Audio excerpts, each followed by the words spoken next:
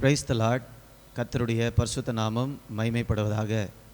இன்றைய தியானம் உபாகமம் 12ஆம் அதிகாரத்திலிருந்து 14ஆம் அதிகாரம் வரை. இந்த 3 அதிகாரங்களை நாம் உறவுகளின் நோக்கம் என்று சொல்லக்கூடிய தலைப்பின் கீழாக இந்த நாளில் நாம் தியானிக்கலாம். ஆண்டவர் இந்த பூமியில் நமக்கு உறவுகளை கொடுத்திருக்கிறார். விசேஷமாக நல்ல நெருக்கமான உறவுகளை ஆண்டவர் கொடுத்திருக்கிறார். குடும்ப உறவுகளை ஆண்டவர் கொடுத்திருக்கிறார். சபை உறவுகளை ஆண்டவர் கொடுத்திருக்கிறார். இன்னும் சமுதாயத்தில் பலவேறுபட்டு உறவுகளை ஆண்டவர் நமக்கு கொடுத்திருக்கிறார். தேவன் நமக்கு கொடுத்திருக்கக்கூடிய உறவுகள் எல்லாவற்றிலும் தேவனுடைய நோக்கம் என்னவென்று வேதத்தின் அடிப்படையில் பார்க்கும்போது அவரை கனப்படுத்துவது அல்லது அவரை மகிமைப்படுத்துவது. இந்த அதிகாரங்களில் இந்த காரியத்தை தேவன் எப்படி நமக்கு காண்பித்திருக்கிறார் என்பதை நாம் இந்த நேரத்தில் தியானிக்கலாம். 12ஆம் அதிகாரம் 12ஆம் வசனத்தை நாம் பார்க்கும்போது இதில் ஒரு சில உறவுகளை ஆண்டவர் சொல்லியிருக்கிறத பார்க்க முடியும். உங்கள் தேவனாகிய கர்த்தருடைய சந்நிதியில் நீங்களும் உங்கள் குமாரரும் உங்கள் குமாரத்திகளும் உங்கள் வேலைக்காரரும் உங்கள் வேலைக்காரிகளும் உங்களோடு பங்கும் சுதந்திரமும் இல்லாமல் உங்கள் வாசல்களில் இருக்கிற லேவியனும் சந்தோஷப்படுவீர்களாக. இந்த வசனத்தில் அதிகமான நெருக்கமான உறவுகளை குறித்து நாம் வாசிக்கிறோம். நம்முடைய குமாரர், குமாரத்தி, வேலைக்காரர், நம்ம வீட்டிலே இருந்து வேலை செய்கிறவங்க, அடுத்தபடியாக ஊழியக்காரர்கள், இவர்கள் எல்லாரும் கூட சேர்ந்து நாம் என்ன செய்ய வேண்டுமா? சந்தோஷமாக ஆண்டவருடைய சந்நிதியில் காணப்பட வேண்டுமாம். அப்போ ஆண்டவருடைய சந்நிதியில் இவர்கள் எல்லாரோடும் கூட சேர்ந்து நாம் சந்தோஷமாக காணப்படும்போது அது தேவனை கனப்படுத்துகிறது அல்லது தேவனை மகிமைப்படுத்துகிறது. அதனால் ஆண்டவர் நமக்கு கொடுத்துருக்கக்கூடிய உறவுகளோடு பிரதானமாக நாம் வைத்திருக்கக்கூடிய ஐக்கியம் தேவனுடைய சந்நிதியில் சந்தோஷப்படுவது.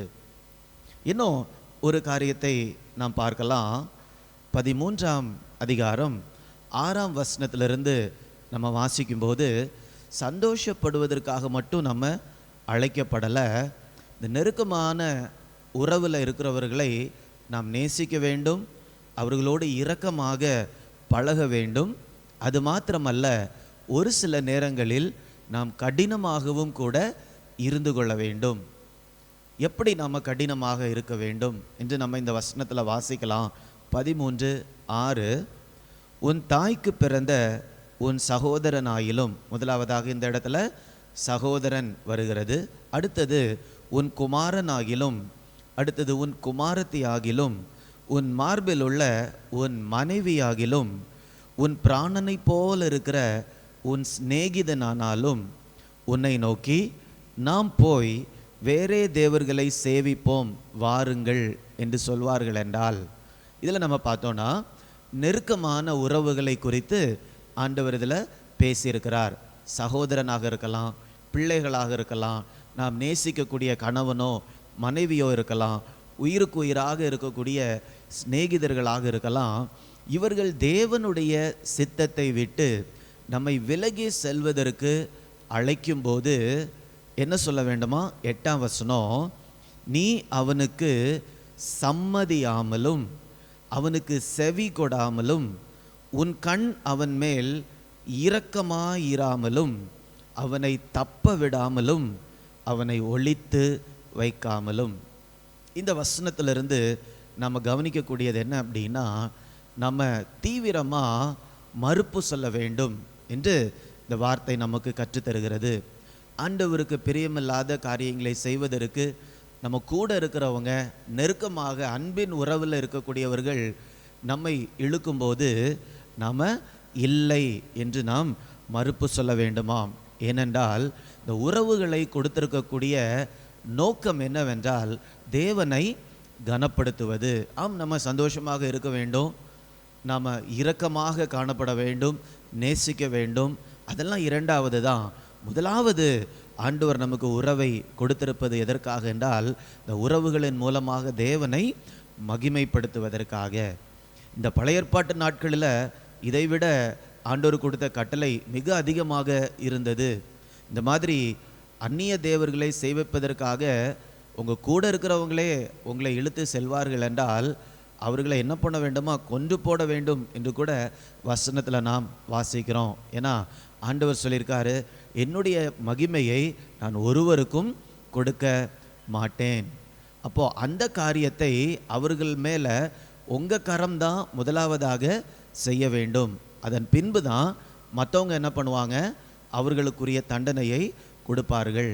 முதலாவதாக நாம தான் அவர்களுக்கு விரோதமாக செயல்பட வேண்டும் என்று இந்த வார்த்தையில் நாம் படிக்கிறோம்.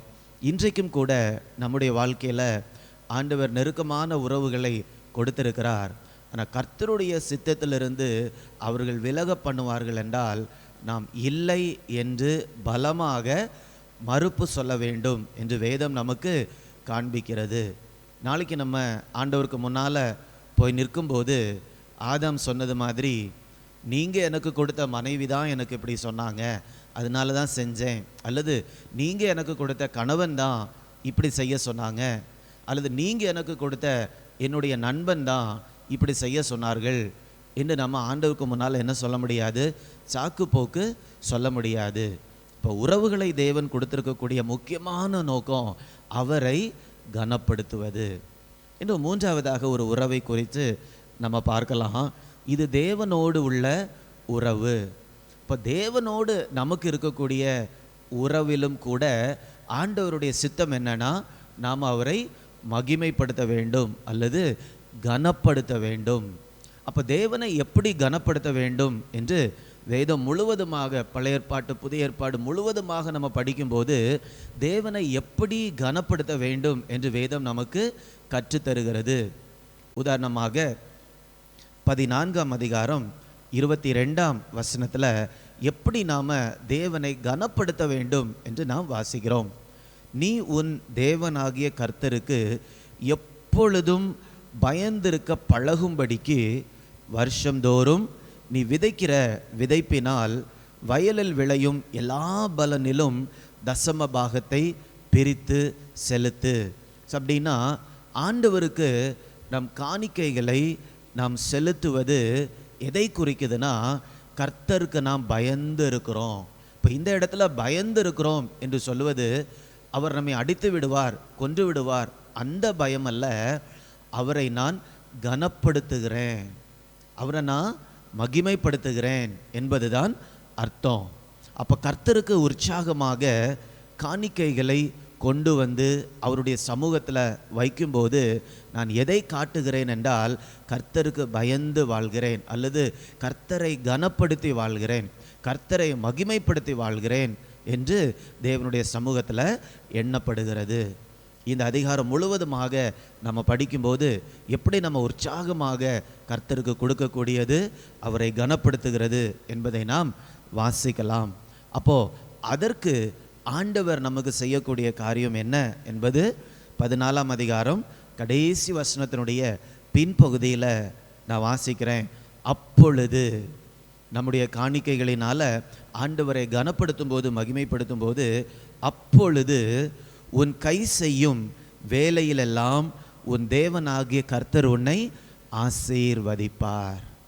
கை செய்யக்கூடிய வேலைகளில் எல்லாம் தேவன் உன்னை ஆசீர்வதிப்பார். மனுஷன் பாவம் செய்த பிறகு சாபம் இந்த பூமியில் வந்தது. அப்போது ஏவாளுடைய வாழ்க்கையில் வந்த சாபம் அது பிள்ளைகளை பெற்றெடுக்கும் போது வேதனையை கொடுக்கக்கூடியதாக இருந்தது. ஆனால் ஆதாமுடைய வாழ்க்கையில் வந்த சாபம் என்னவென்றால் அவனுடைய உழைப்பு கடினமாக மாறியதாம்.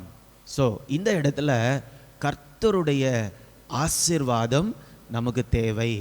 நம்முடைய உழைப்புக்கு, உழைத்து நாம் சம்பாதிப்பதற்கு கர்த்தருடைய ஆசீர்வாதம் நமக்கு தேவை என்பதை நாம் புரிந்து கொள்ள வேண்டும். அதனால தான் அப்பொழுது உன் கை செய்யும் வேலையில் எல்லாம் தேவனாகிய கர்த்தர் உன்னை ஆசீர்வதிப்பார். கர்த்தருடைய ஆசீர்வாதம் இல்லை என்றால் நம்முடைய கை செய்யக்கூடிய வேலையினுடைய பிரயாசத்தை நம்மால் என்ன பண்ண முடியாது, அனுபவிக்க முடியாது. அது ஆதாம் ஏவாள் மூலமாக இந்த பூமி சபிக்கப்பட்டது. ஆதாமுக்கு நேரடியாக சொல்லப்பட்ட அந்த காரியம், அவனுடைய வேலை கடினமானது. அதனால தான் கர்த்தருடைய ஆசீர்வாதம் நாம் கையிட்டு செய்யக்கூடிய வேலைகளில் கண்டிப்பாக தேவை. அதற்கு ஆண்டவர் வைத்திருக்கக்கூடிய வழி என்ன? கர்த்தர் நம்மை எவ்வளவு ஆசீர்வதித்திருக்கிறாரோ அந்த நிலைமையிலிருந்து அந்த அளவுக்கு தக்கதாக கர்த்தருடைய சமூகத்தில் காணிக்கைகளை கொண்டு வரும்போது ஆண்டவர் ஆசீர்வாதத்தை கொடுக்கிறார். ஸோ இந்த 3 அதிகாரங்களில் இந்த நெருக்கமான உறவுகளினுடைய நோக்கம் என்ன என்பதை நாம் தியானித்தோம். நோக்கம் என்ன? முதலாவதாக தேவனை மகிமைப்படுத்துவது. அதன் பின்பாக தான் நாம் சந்தோஷமாக தேவ சந்நிதியில் காணப்படுவது. இந்த ஒரு பாக்கியத்தை, கிருபையை நாம் அனைவருக்கும் தேவன் தருவாராக. கர்த்தர் நமக்கு கொடுத்திருக்கக்கூடிய எல்லா உறவுகளின் மூலமாகவும் தேவனுடைய நாமத்தை நாம் கனப்படுத்த, மகிமைப்படுத்த அவர் நமக்கு கிருபை தருவாராக. நாம் ஜெபிக்கலாம். அன்பின் ஆண்டவரே, இந்த நல்ல நேரத்திற்காக உமக்கு நன்றி. ஆண்டவர், இந்த பூமியில் எங்களுக்கு அன்பான உறவுகளை நீங்கள் கொடுத்துருக்கிறீங்க. அவர்களோடு நாங்கள் சந்தோஷமாக இருக்கவும், ஆண்டவரே, நாங்கள் இரக்கமுள்ளவர்களாக காணப்படவும் ஆண்டவர் கிருபை தாருங்க. ஆனால் கர்த்தரை விட்டு பலி விலகி போவதற்கு ஏதுவாக இருக்கக்கூடிய சூழ்நிலைகளில் நாங்கள் கடினமாக காணப்பட ஆண்டவர் கிருபை தரும்படியாய் ஜெபிக்கிறேன். தேவனோடு உள்ள உறவில் எப்பொழுதும் உம்மை நாங்கள் கனப்படுத்த, மகிமைப்படுத்த ஆண்டவர் எங்களுக்கு கிருபை தரும்படியாய் ஜெபிக்கிறேன். மீட்பர் இயேசுவின் மூலம் கேட்கிறேன் நல்ல பிதாவே. ஆமேன், ஆமேன். God bless you. God bless you.